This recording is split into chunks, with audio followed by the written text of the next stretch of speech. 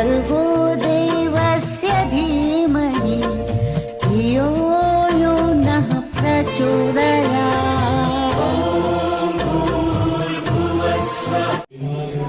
इस पावन धरती पर, मुजफ्फरपुर के इस पावन स्थल पर हमारे बीच एक बार पुनः से हम सभी अपनी तालियों के माध्यम से आजादी का स्वागत करते हैं, अभिनंदन करते हैं और स्वागत करते हुए यहाँ पर मंच पर पधार रहे हैं। आत्मीय परिजनों, आज के इस अवसर पर जब मुजफ्फरपुर में हमारे परम आदरणीय डॉक्टर चिन्मय पांडे जी का शुभागमन हुआ है, घर घर अलग जगाएंगे हम बदलेंगे जमाना, ये कहते हुए दशकों से हमारे गायत्री परिवार के कार्यकर्ता कार्य कर रहे हैं और आज ये आप सभी करोड़ों करोड़ गायत्री परिजनों का प्यार है, परम पूज्य गुरुदेव ब्रह्मगिरी माता का आशीर्वाद है, सदैव डॉक्टर साहब जी का मार्गदर्शन है कि घर घर अलग जगाते जगाते हम लोग द्वार द्वार तक पहुंचे और द्वार द्वार तक पहुंच के हम लोगों के हृदय तक पहुंच रहे हैं और देश ही नहीं बल्कि पूरे विश्व में जा रहे हैं। आज के इस पल में हमें ये गर्व होना चाहिए कि हमारा मिशन जो गायत्री और यज्ञ की धुरी पर आगे बढ़ा है, जहाँ पे सप्त क्रांतियां हैं, शतसूत्री योजनाएं हैं, आज गुरुदेव ने जो लिखा वो अक्षरशः घटता दिख रहा है। जब विश्व के बड़े बड़े संगठन, चाहे आप यूनाइटेड नेशन ऑर्गेनाइजेशन का नाम ले लीजिए, चाहे वर्ल्ड हेल्थ ऑर्गेनाइजेशन का नाम ले लीजिए, चाहे यूनाइटेड नेशन सिक्योरिटी काउंसिल का नाम ले लीजिए, आपको ये जानकारी होनी चाहिए कि आपका अपना गायत्री परिवार, आपके अपने परम पूज्य गुरुदेव के विचार और आप सबके अपने परम प्रिय डॉक्टर चिन्मय पांडे जी इन वैश्विक संगठनों में जाकर के गुरुदेव के विचार को न केवल पहुंचा रहे हैं बल्कि वैश्विक स्तर पर एशिया पैसिफिक के डायरेक्टर के रूप में ग्लोबल गवर्नमेंट ऑफ रिलीजन में वो कार्य करते हैं। South Asian institute of peace and reconciliation विश्वविद्यालय में खुलता है, उसके निमित्त बनते हैं। आपको गर्व होना चाहिए कि एशिया का एकमात्र centre for Baltic culture and studies कहां पर है? कहां पर है? आपके अपने देव संस्कृति विश्वविद्यालय में है और आपका देव संस्कृति विश्वविद्यालय शांति कुंज हरिद्वार, ऑक्सफोर्ड हो, कैम्ब्रिज हो, नासा हो, इसरो हो, डीआरडीओ हो, आप सबके बच्चे भी ऐसे प्रतिष्ठित संस्थानों में पढ़ते होंगे, नहीं तो पढ़ने का सपना देखते होंगे। वहां पर गुरुदेव के विचारों को लेकर के हमारे परम आदरणीय डॉक्टर चिन्मय पांडे जी जा रहे हैं, लेकिन प्रतिपल अपने आप को गुरुदेव के शिष्य के रूप में और अपने जीवन का पल पल क्षण क्षण गुरुदेव को समर्पित करके, वो आप सबका प्यार है जो मीलों मील की दूरी तय करके खींचे चले आए हैं। तो एक बार अपनी जोरदार तालियों से उनका फिर से अभिनंदन करें और प्यार, आत्मीयता, सहकार उनके हृदय में आपके लिए भरा पड़ा है और वो आप सबसे अपने भाव साझा करेंगे। तो परम पूज्य गुरुदेव ब्रह्मगिरी माता का आशीर्वाद, सदैव डॉक्टर साहब जी का प्यार और प्रेरणाएं प्रदान करने के लिए हम निवेदन करेंगे परम आदरणीय डॉक्टर चिन्मय पांडे जी से। धन्यवाद गोपाल। मित्रों, कुछ गुरुदेव परमवंदनीय माता जी की दिव्य उपस्थिति को साक्षी मानते हुए माँ गायत्री के पावन मंत्र के साथ अपनी बात प्रारंभ करना चाहता हूँ। माँ गायत्री का ये पावन मंत्र अनेकों पवित्र, पुनीत और महत्वपूर्ण प्रेरणाओं को प्रदान करने का मंत्र है। सही दृष्टि से देखें तो उस दिशा में चलने की प्रेरणा माँ गायत्री का मंत्र में प्रदान करता है, जिस दिशा में चलने के बाद कि मनुष्य का जीवन जो व्यक्ति को प्राप्त हुआ वो एक सौभाग्य के रूप में परिणत हो पाता है। मनुष्य का जीवन जो हम लोगों को मिला है, सही दृष्टि से देखें तो ये एक सौभाग्य भी है और एक संभावना भी है। एक ऐसी संभावना है जिसमें यदि व्यक्ति ऊपर की ओर उठना शुरू करता है, और ऊपर की ओर उठने का मतलब है कि हमारा व्यक्तित्व, हमारा चिंतन, हमारी भावनाएं, हमारा दृष्टिकोण, हमारा जीवन जीने का तरीका, हमारे जीवन की प्रतिभावनाएं, हमारी जीवन शैली, ये सब यदि पवित्र होना शुरू होती है, ये सभी यदि उन्नति की ओर, उत्थान की ओर, उत्कर्ष की ओर बढ़ना शुरू करती हैं, तो मनुष्य की आकृति तो नहीं बदलती पर उसकी प्रकृति बदल जाती है। उसकी संरचना तो नहीं बदलती पर उसकी चेतना परिष्कृत, परिमार्जित, परिवर्धित और पुण्य से भरपूर हो जाती है। और ऐसा व्यक्ति फिर ऋषि के रूप में जाना जाता है, मुनि के रूप में जाना जाता है, सिद्ध संत महात्मा के रूप में जाना जाता है। लोग गुरुदेव के रूप में उसे देखते हैं और विवेकानंद के रूप में उसकी पूजा करते हैं। ऐसे व्यक्ति के अंदर फिर व्यक्तित्व परिष्कृत हो जाता है, प्रकाशित हो जाता है। एक संभावना मनुष्य के जीवन में ये है, जहाँ पर यदि व्यक्ति अपनी चेतना में ऊपर उठना शुरू करता है तो उसका चिंतन, उसका व्यक्तित्व, उसकी भावनाएं, ये सब प्रकाशित होते हैं और जीवन एक ऐसे सौंदर्य से निर्माण की ओर जाता है जहाँ पर अंदर भी शांति है और बाहर भी व्यक्ति दूसरे को एक गौरवशाली पथ पर बढ़ा पाने में सक्षम हो पाता है। और जीवन की एक दूसरी संभावना है, एक ऐसी संभावना है जहाँ पर यदि व्यक्ति नीचे की ओर गिरना शुरू करे, उसके चिंतन के अंदर विकृति आए, भावनाएं यदि प्रदूषित होना शुरू हो और आदमी की जो जीवन जीने की भावना है और शैली है वो यदि सब संकुचित होना शुरू हो जाए तो व्यक्ति गिरते गिरते फिर दुष्टता की ओर, अधम होने के मार्ग की ओर, पाप की ओर उस ओर चल बैठता है जहाँ पर गिरते गिरते व्यक्ति एक दिन पशु में, प्रेत में, शाक में बदल जाता है। दोनों ही संभावनाएं मनुष्य के जीवन के अंदर सुरक्षित भी है और संभावित भी है। यदि व्यक्ति गिर जाता है तो पशु बन जाता है, उठ जाता है तो परमात्मा बन जाता है। नीचे की ओर मानव बनने की यात्रा है और ऊपर की ओर मानव बनने की यात्रा है। नीचे की ओर व्यक्ति गुजरता है तो नर ही बन करके रह जाता है, ऊपर उठ जाता है तो नारायण बन जाता है। और मनुष्य के जीवन के अंदर संभावना, जिसको हम लोग देवत्व की, ईश्वरत्व की, महानता की, पवित्रता की, दिव्यता की, पावनता की संभावना बोलते हैं, वो संभावना साकार हो पाती है कि व्यक्ति गायत्री मंत्र की शिक्षाओं को अपने जीवन में आत्मसात कर पाने की प्रक्रिया से गुजर पाता है। गुरुदेव ने कहा है कि सारी संभावनाएं मनुष्य के जीवन के अंदर विद्यमान है, पर उसको करने के लिए प्रयत्न करना पड़ता है। दूध के अंदर भी है तो उसको मथना पड़ता है, जमीन के अंदर रत्न है पर खोदना पड़ता है, पेड़ के ऊपर फल लगे हैं पर तोड़ना पड़ता है, जमीन के अंदर अन्न है पर हल चलाना पड़ता है। व्यक्ति के अंदर संभावनाएं सारी है, पर जो व्यक्ति साधना के पथ से गुजरता है, परिष्कार के पथ से गुजरता है, परिवर्तन के पथ से गुजरता है, परिशोधन के पथ से गुजरता है, परिवर्धन के पथ से गुजरता है, तो गुजरते गुजरते इसी मनुष्य के जीवन के अंदर वो संभावनाएं साकार हो पाती हैं जिनको हम दिव्यता की, पवित्रता की परिभाषा बोलते हैं। और वो करने के लिए इस एक शक्ति का सहारा लेना पड़ता है, उसका नाम है श्रद्धा। व्यक्ति के हृदय में, व्यक्ति के मन में, व्यक्ति के भाव में यदि परमात्मा के प्रति पुकार, गुरुदेव के प्रति पुकार, माँ गायत्री के प्रति पुकार सच्ची है और निष्ठा से भरी हुई है, तो फिर उसके जीवन में वो सारे चमत्कार घटित हो पाते हैं जिनके विषय में हम लोग ध्रुव के जीवन में, प्रहलाद के जीवन में, एक से एक पढ़कर के महापुरुषों के जीवन में देखते हैं, सुनते हैं, पढ़ते हैं और उनसे अपने जीवन में शिक्षाओं को और संकेतों को भी ग्रहण करते हैं। आधार एक ही है, उसका नाम है श्रद्धा। और श्रद्धा को प्राप्त करने के लिए जिस चीज की आवश्यकता है उसका नाम है व्यग्रता और तड़प। इंसान के हृदय में यदि तड़प है और पुकार के अंदर गहराई है तो उस अंतिम परिणाम को प्राप्त करने से हमें कोई रोक नहीं सकता, जिसको चलने की प्रेरणा गायत्री का मंत्र और गुरुदेव का पूरा जीवन प्रदान करता है। एक कहानी आती है, बड़ी प्यारी कहानी आती है। कहानी आती है एक ऐसे संत की जो बड़ी मुश्किल से अपने शिष्यों को बनाया करते हैं, वर्षों तक प्रतीक्षा कराते हैं और वर्षों तक प्रतीक्षा करने के बाद जब उनको लगता है कि इस व्यक्ति के अंदर वो योग्यता है कि ये हमारे शिष्यत्व को ग्रहण कर सकता है, तब उसको शिष्य बनाते हैं। नाम था उनका गुरुजीएफ, बड़े प्रसिद्ध दार्शनिक हुए। उनसे एक व्यक्ति दीक्षा लेना चाहता था, नाम था दिमित्री। दिमित्री को गुरुजीएफ ने 12 वर्ष तक प्रतीक्षा कराई। कराने के बाद क्या हुआ कि बाकी के लोग भी अधीर होने लग गए। उन्होंने कहा कि बहुत वर्षों से ये लड़का बाहर प्रतीक्षा कर रहा है, आप इसको दीक्षा देते क्यों नहीं? तो उन्होंने कहा अच्छा कल सुबह मेरे पास भेज दें। अगले दिन वो व्यक्ति आया उनके पास। जब आया तो गुरुजीएफ ने कहा कि तुम दीक्षा लेना चाहते हो? उन्होंने कहा क्यों लेना चाहते हो? बोले भगवान को पाना चाहता हूँ। बोले एक काम करना, कल सुबह 4 बजे मेरे पास आना। 4 बजे वो आया। उन्होंने कहा कि एक काम करते हैं, हम लोग जंगल के अंदर चलते हैं। जंगल के अंदर वो उनको लेकर के गए।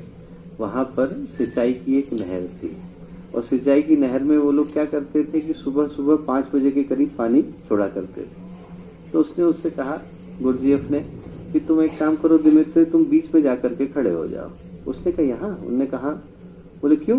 बोले अरे तुम्ही ने तो कहा था भगवान को पाना है, तो इसी जगह पर भगवान आएंगे, थोड़ा प्रतीक्षा करो। खड़ा हो गया बीच में। थोड़ी देर में पानी छूटा। पानी छूटा तो टखनों से आकर के टकराया। अब टकराया तो वो थोड़ा घबराया, उसको लगा कि पानी आ रहा है, कहीं मैं डूब न जाऊं। उसने गुरुजीएफ की ओर देखा कि सही जगह पे खड़ा हूँ। गुरुजीएफ ने कहा बिल्कुल सही जगह खड़े हो। पानी थोड़ी देर में बढ़ते बढ़ते घुटनों तक आया। घुटने तक आया तो अब उसको थोड़ा और घबराहट होनी शुरू हुई। उसने कहा कि कहीं और तो नहीं जाना? उन्होंने कहा नहीं नहीं, यहीं पर रहो, यहीं पर प्रतीक्षा करो।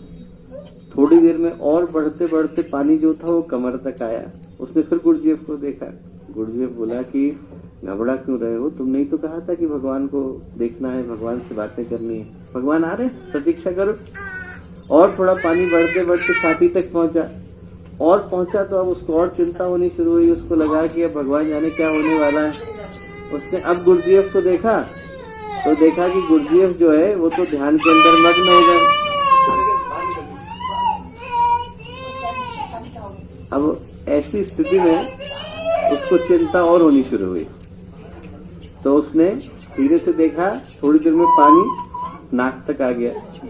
मुझे लगता है दीदी बाहर में ज्यादा अच्छे से बाहर बच्चा बैठ लेगा ना तो उसको भी खुशी हो जाएगी, थोड़ी देर के लिए बाहर ले जाएगी।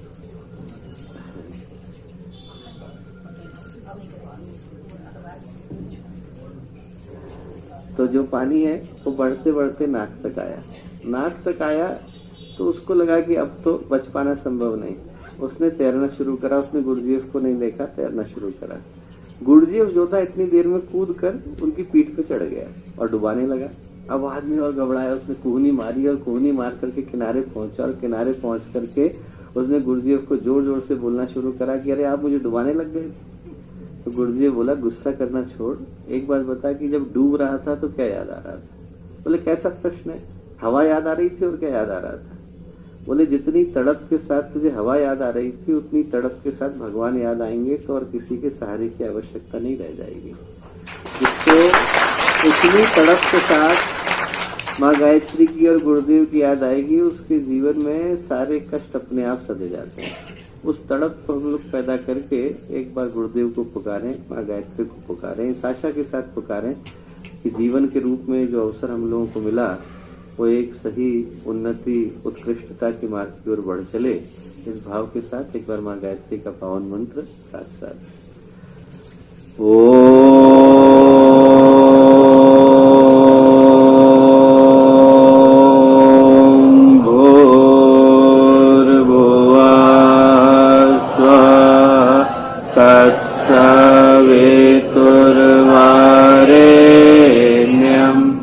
भर्गो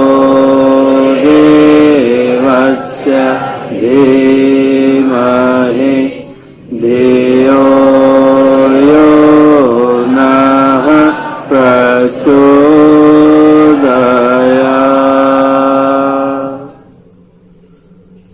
परम पूज्य गुरुदेव परम वंदनीय माता जी के दिव्य संरक्षण में गायत्री शक्तिपीठ मुजफ्फरपुर का ये पावन प्रांगण, जहाँ पर प्रथम बार पूज्य गुरुदेव के अस्थियों का कलश आकर के स्थापित हुआ, एक ऐसी पुण्य भूमि जहाँ पर उपस्थित हो पाने का सौभाग्य हम लोगों को मिला।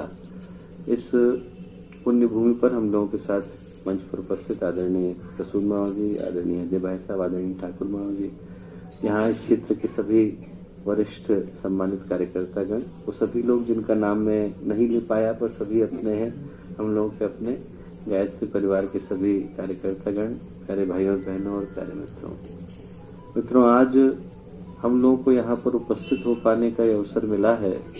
और ये जो वर्ष है वो एक महत्वपूर्ण संकल्प को और महत्वपूर्ण दिशाधारा को साथ लेकर के आया है। वो इस दिशाधारा को साथ लेकर के आया है कि जिन परिस्थितियों से आज मानवता गुजर रही है, इन परिस्थितियों में संकट तो निश्चित रूप से मानवता के ऊपर पर्याप्त है, पर यदि हम लोग समाधान की दृष्टि से देखें तो इसको मैं मात्र गायत्री परिवार की दृष्टि से नहीं कहता, बल्कि पूरे राष्ट्र, संस्कृति, मानवता और विश्व के भविष्य की दृष्टि से कहता हूँ कि यदि पूरे मानवता को सही दिशा दिखा पाने में कोई एक समाधान सक्षम हो सकता है तो मात्र पूज्य गुरुदेव का विचार हो सकता है।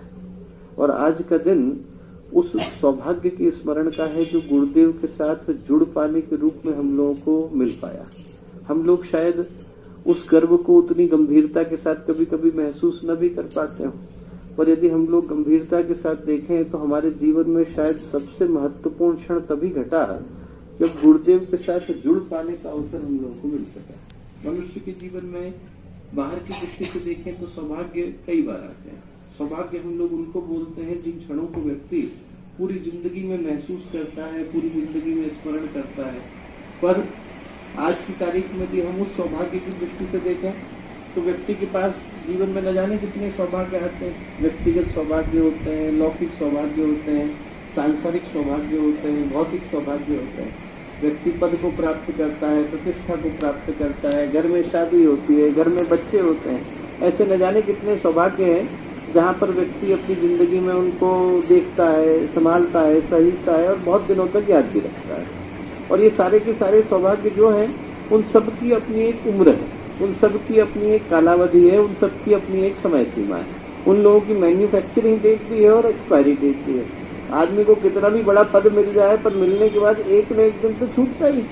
चक्रवर्ती सम्राट भी बन जाए तो एक न एक दिन तो वो चक्रवर्ती सम्राट का पद भी इंसान के हाथ से जाता ही। राजा भरत की कहानी आती है कि राजा भरत जब चक्रवर्ती सम्राट बने तो उनके मन में बड़ा अहंकार आया। उनको लगा कि साहब मैं इतने वर्षों के बाद चक्रवर्ती सम्राट बना हूँ तो मुझे कहीं न कहीं तो अपना नाम लिखाना चाहिए। तो उन्हें देवर्षि नारद से कहा कि साहब मैं चक्रवर्ती सम्राट हूँ, कहाँ पर लिख करके आऊँ कि मैं चक्रवर्ती सम्राट हूँ। देवर्षि नारद को हंसी आ गई। देवर्षि नारद ने कहा कि भाई धरती पर तो ऐसा कोई स्थान नहीं, पर उस लोक पर तुम जाओगे तो वहाँ पर एक पर्वत है, वहाँ पर सारे चक्रवर्ती सम्राटों के नाम लिखे हुए हैं। बोले आप चाहो तो अपना नाम वहाँ जा करके लिखा दो।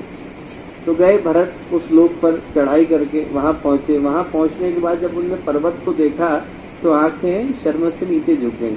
पर्वत के इंच इंच पर चक्रवर्ती सम्राटों के नाम लिखे हुए। तो उनको समझ में आया कि चक्रवर्ती सम्राट भी यहाँ आते हैं और चले जाते हैं।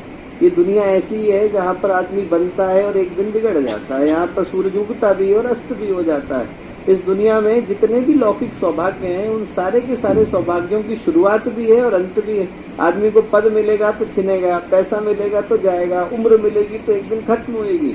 इंसान को नोबेल प्राइज भी मिल जाए तो अगले वर्ष किसी और को मिलेगा, पुराना हो जाएगा। वर्ल्ड रिकॉर्ड भी तोड़ दे तो अगले वर्ष कोई और तोड़ देगा तो वो भी ध्वस्त हो जाएगा।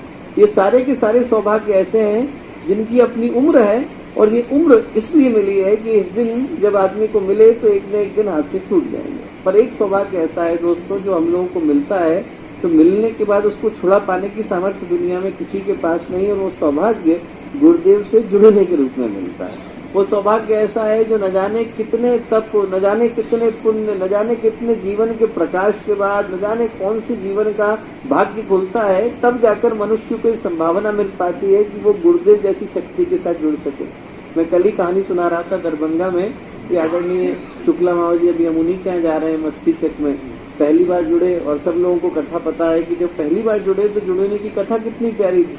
उनके अपने गुरु थे नागर बाबा, बड़े प्रसिद्ध संत हुए। जो लोग पुराने हैं वो लोग जानते हैं, हरि बाबा के साथ, करपात्री महाराज के साथ, गोकुलदास महाराज के साथ उनने काम किया, बड़े प्रसिद्ध संत। और वो जो शरीर जब उनने त्यागा तो शरीर त्यागने के 3 महीने के बाद उनको सपने में आए और सपने में आकर के उनसे बोले कि बेटा मेरी मुक्ति नहीं हो पा रही और मेरी मुक्ति का अधिकार सिर्फ अवतारी सत्ताओं को है। बोले संसार में संतों की मुक्ति सिर्फ अवतारी चेतनाएं करा सकती हैं। पूरी धरती पर एक ही अवतार है, उनका नाम है परम पूज्य गुरुदेव। बोले वो भी मेरी मुक्ति सिर्फ तब करा सकेंगे जब वो उसी स्थान पर आएंगे जिस स्थान पर मैंने अपने शरीर को त्यागा है। बोले उनको आप यहाँ पर बुलाओ, वो यहाँ आकर के मेरे लिए प्रार्थना करेंगे तो फिर मेरा शरीर मुक्त हो सकेगा, संस्कार के धागे कट सकेंगे। और बोले वो ऐसे नहीं आएंगे, जो अवतारी चेतनाएं होती हैं वो ऐसे ही किसी स्थान पर नहीं जाती, वो तभी जाती हैं जब भूमि के संस्कार इतने प्रकाशित होते हैं कि उस स्थान पर उनको आकर्षित किया जा सके। बोले यदि उनको इस स्थान पर बुलाना है तो आप एक काम करो कि आप कल की तारीख से गायत्री का महापुरुष शरण शुरू करो, 5 वर्ष तक करो, हर रोज 108 मंत्र के साथ आहुति दो। 5 वर्ष के बाद ये जगह इस योग्य बन पाएगी कि यहाँ पर गुरुदेव आए और वो आए और आकर के प्रार्थना करें, तब मेरी मुक्ति संभव हो पाएगी। अगले दिन से उन्होंने अनुष्ठान शुरू कर दिया, रोज 108 मंत्र के साथ आहुति देते। 3 वर्ष गुजर गए। 3 वर्ष गुजरने के बाद उनके मन में शंका आई। उनको लगा कि साहब मैंने एक सपना देखा था और सपने के आधार पर अनुष्ठान शुरू कर दिया है, क्या पता झूठा सपना देखा हो, गुरुदेव को पता ही नहीं हो कि यहाँ पर आना है। उनने फिर गुरुदेव को चिट्ठी लिखी और गुरुदेव को चिट्ठी लिखी 3 पेज की। उसमें कुछ नहीं लिखा कि साहब हमने सपना देखा, हमारे गुरु ने जो है हमको ये कहा था कि आप अनुष्ठान शुरू करो, उनकी मुक्ति के लिए मैं अनुष्ठान कर रहा हूँ, कुछ नहीं लिखा। क्या लिखा? ये लिखा कि साहब हमारा क्षेत्र पिछड़ा हुआ है यहाँ पर अशिक्षा बहुत ज्यादा है, किसी ने गायत्री के विषय में जाना नहीं है। आप जैसे महान ज्ञानी यदि यहाँ आएंगे, आने के बाद हमारे क्षेत्र में लोगों को गायत्री के विषय में बताएंगे तो लोगों को प्रेरणा मिलेगी और लोग गायत्री की साधना शुरू कर सकेंगे। आप यहाँ पर आइए। 3 पेज का पत्र उन्होंने गुरुदेव को लिखा और गुरुदेव ने 3 लाइन का उत्तर भेजा। क्या भेजा? आपका पत्र मिला, समाचार जाने। अभी 3 ही वर्ष हुए हैं, 2 वर्ष अभी बाकी हैं, प्रतीक्षा करिए, प्रतीक्षा करिए। 2 वर्ष और हुए, गुरुदेव आए। आने के बाद उस कक्ष में गए जहाँ पर उनके गुरु ने शरीर को त्यागा था। अंदर गए, जाकर के चटकनी लगाई। चटकनी लगाने के बाद आधे घंटे बाद बाहर निकले, बोले मिलने का मन हो तो मिल लो। उनको नहीं पता किससे मिलना है। अंदर गए तो देखा गुरुदेव साक्षात खड़े थे उनके, और उनसे बोले कि बेटा मैं तेरा ऋणी हूँ, तूने मुझे मुक्त करा दिया। बोले इसलिए मैं तुझे वो बताता हूँ जो आज तक किसी ने बताया नहीं होगा। बोले देख, मैं तो तेरा गुरु था, पर तुझे सदगुरु मिल गए हैं, छोड़ना नहीं। सदगुरु से व्यक्ति छूटता अपनी गलती से, सदगुरु नहीं छोड़ते। वो तो जानते हैं कि हमें अपने बच्चों को कहाँ तक लेकर के जाना है। यदि व्यक्ति खुद ही भ्रमित हो जाए तो वो अपने आप को गलत मार्ग पर ले जाए तो कोई कुछ रोक नहीं सकता। ये हम लोगों का सौभाग्य कि हमें सदगुरु से जुड़ने का अवसर मिला। आज की तारीख में लोग महसूस नहीं कर पाते दोस्तों की गुरुदेव के साथ जुड़ पाना कितने बड़े सौभाग्य की परिणति है। आज के समय में तो धर्म व्यापार बन गया है। अध्यात्म के नाम पर लोग आस्था की दुकानें खोले दिखाई पड़ते हैं, और ऐसे में भगवान भी सामने आ जाए तो आदमी को महसूस नहीं हो पाता कि कितनी बड़ी सत्ता के साथ, कितनी बड़ी शक्ति के साथ जुड़ पाने का अवसर हम लोगों को मिला। सदगुरु वो होता है दोस्तों जिससे जुड़ा व्यक्ति तो जुड़ते से ही जीवन का रूपांतरण शुरू हो जाता है। आप उनसे मिलने से पहले जो थे, मिलने के बाद वो नहीं रह जाते। एक नहीं, हजारों घटनाएं मुझे याद है जहाँ पर व्यक्ति गुरुदेव से मिला और मिलने के बाद व्यक्ति के जीवन के अंदर ऐसी परिणति हुई, ऐसा परिवर्तन हुआ जिसको आप शब्दों में बयान नहीं कर सकते। युग निर्माण विद्यालय, हम लोग के जो पहले विद्यार्थी वहाँ पर आए वो साइकिल से चल करके आए, साइकिल से चल करके आए और उन्होंने कहा कि गुरुदेव हमारे यहाँ पर शाम को खाने की व्यवस्था नहीं हो पाती है, साइकिल भी मैं किसी से मांग के लाया हूँ, आप मुझे यहाँ काम दे दीजिए। गुरुदेव ने कहा नहीं बेटा, तेरा काम यहाँ नहीं है, तेरे लिए मैंने दूसरी व्यवस्था बना रखी है, तेरे लिए मैंने दूसरी व्यवस्था बना रखी है। क्या व्यवस्था बना रखी है? बोले तू डायनामाइट बनाना शुरू कर। बोले मैंने नाम ही पहली बार सुना है। बोले मैं तो नाम ही नहीं जानता हूँ डायनामाइट क्या होता है। बोले मैंने कह दिया है तो ये काम कर। उन्होंने जैसे तैसे पढ़ करके बनाना शुरू करा। कहीं से लाइसेंस नहीं मिलता था, कहीं से शिक्षा नहीं मिलती थी। 71 की मैं बात बता रहा हूँ। उस जमाने में प्रशिक्षण देने वाले लोग नहीं थे। शुरू किया उन्होंने, शुरू किया। बोले इसी काम को करते हैं। गुरुदेव ने कहा है 18 वर्ष तक जितना नुकसान हो सकता था उतना नुकसान हुआ। घर की पाई बिक गई। गुरुदेव ने बुलाया। गुरुदेव ने कहा तूने मेरे पे भरोसा करके 18 वर्ष तक नुकसान सहा, 1 वर्ष और सहन कर। बोले 1 वर्ष और सहन कर, फिर इतना फायदा होगा जितना तूने जिंदगी में सोचा नहीं होगा। आज उनकी नागपुर में 8000 एकड़ में फैक्ट्री है। उनके यहाँ पर 18,000 लोग काम करते हैं। भारत के अकेले व्यक्ति हैं जो टैंक भी बनाते हैं, प्राइवेट में मिसाइल भी बनाते हैं। उनकी बनाई हुई जो हैंड ग्रेनेड है वो भारत में ही छोड़ दीजिए, इंडोनेशिया में बिकती है, भारत के अलावा 20 देशों में बिकती है। किस आशीर्वाद से? गुरुदेव के आशीर्वाद। हम लोग महसूस नहीं कर पाते, हम लोगों को अंदाजा नहीं लग पाता कि कितनी बड़ी शक्ति के साथ जुड़ पाने का सौभाग्य हम लोगों को मिला। उसी के साथ बालकों जैसा चरित्र, एकदम माँ की जैसी करुणा, महापुरुषों जैसी गंभीरता, ऐसे व्यक्तित्व के साथ जुड़ पाने का जो सौभाग्य हम लोगों को मिला, आज का दिन सही पूछा जाए तो उसी सौभाग्य के स्मरण का दिन, ये स्मरण करने का दिन है कि ऐसी महान शक्ति के साथ जुड़ पाने का सौभाग्य हम लोगों को मिला। और जब महापुरुषों के साथ जुड़ने का सौभाग्य मिलता है तो साथ में श्रद्धा के स्मरण को लेकर के आता है कि श्रद्धा का स्मरण व्यक्ति को आए कि ऐसे समय में जब हम लोग गुरुदेव जैसी शख्सियत के साथ जुड़ सके तो अपनी जिम्मेवारी के वर्ण को व्यक्ति याद कर सके। हम लोग जाएं और ट्रांसफार्मर के पास जाएं और ट्रांसफार्मर की पूजा करके आ जाएं तो कोई फायदा थोड़ी होगा। फायदा तो तब होगा जब ट्रांसफार्मर के साथ व्यक्ति तार को जोड़ पाता है तो घर में बिजली आ पाती है। तो गुरुदेव के साथ तार व्यक्ति जोड़ पाए तो गुरुदेव के जो प्रकाश को है व्यक्ति प्राप्त कर पाने का अधिकारी बन पाता है। इतनी महान शक्ति के साथ जुड़ पाने का अवसर हम लोगों को मिला और वो सौभाग्य अपने अंतिम रूप में फलित हो पाता है कि व्यक्ति गुरुदेव के कामों को करने के लिए आगे बढ़ने का साहस दिखा पाता है। जो आज की परिस्थितियां हैं दोस्तों, वो इस दृष्टि से हम लोगों के लिए सौभाग्य को लेकर के आए हैं, क्योंकि आज की परिस्थितियों में जहाँ एक और संकट की घड़ियां हैं वहाँ एक तरफ सौभाग्य की घड़ियां भी हैं। सौभाग्य की घड़ियां हैं क्योंकि इन्हीं परिस्थितियों में व्यक्ति चाहे तो अपना नाम गुरुदेव के सहयोगी के रूप में लिखा सकता है, गुरुदेव के पार्षद के रूप में लिखा सकता है, गुरुदेव के एजेंट के रूप में लिखा सकता है। ऐसा अवसर व्यक्ति को रोज रोज नहीं मिलता। स्वाधीनता संग्राम में लड़ने का अवसर व्यक्ति को एक ही बार मिला था, रोज रोज नहीं मिलता। कोई आज की तारीख में चला जाए कि साहब हम भी जाएंगे जेल और आप हमें भी प्रशस्ति पत्र दीजिए, तो कोई फायदा नहीं। वो तभी था जिस समय में भारत स्वाधीनता संग्राम के आंदोलन से गुजर रहा था। उस समय में जो गए और भारत के लिए लड़ करके आए, भारत की स्वाधीनता के लिए लड़ करके आए, उनके नाम वर्षों तक याद रखे जाते हैं। इस समय वैसा ही है, जहाँ पर जो गुरुदेव की योजना के लिए खड़े होने का साहस दिखा सकेंगे, उनके नाम वर्षों तक याद रखे जाने वाले हैं, उनके नाम पीढ़ियों तक याद रखे जाने वाले हैं।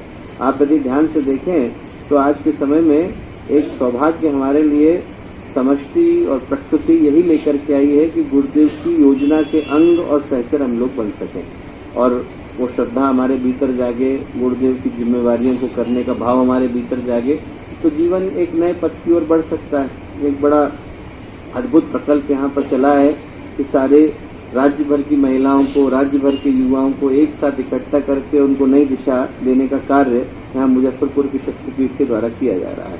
और मेरे ख्याल से वो एक अद्भुत चेतना की घड़ी है, जहाँ पर यहाँ से एक नई दिशा को दिखा पाने का कार्य समाज को और नई पीढ़ी को देने का कार्य शक्तिपीठ के द्वारा किया जा रहा है। तो उसके लिए हम लोग हृदय से शक्तिपीठ का, यहाँ के प्रबंधन का बहुत सारा धन्यवाद देते हैं, साधुवाद देते हैं और साथ ही प्रार्थना भी करते हैं कि जो परिवर्तन की बेला यहाँ से शुरू हुई है वो अनेकों को दिशा दे पाने की स्थिति में हो, अनेकों को नई दिशा दिखा पाने की स्थिति में हो। ऐसी प्रार्थना पूज्य गुरुदेव से है, वंदनीय माता जी से है। आज के इस संक्षिप्त से मुलाकात के क्रम में मैं आप सबको बहुत हृदय से धन्यवाद देता हूँ और गुरुदेव माता जी से प्रार्थना करता हूँ कि दोबारा यहाँ आने का और आप लोगों से मिल पाने का सुयोग हम लोगों को मिले। आज अनेकों यात्राओं के क्रम में ये पहली यात्रा की कड़ी है और गुरुदेव से प्रार्थना है कि दोबारा आए, यहीं पर आएँ, यहीं पर रुकें और आप लोगों के साथ पुनः बातचीत का अवसर मिल सके, ऐसी गुरु सत्ता से प्रार्थना।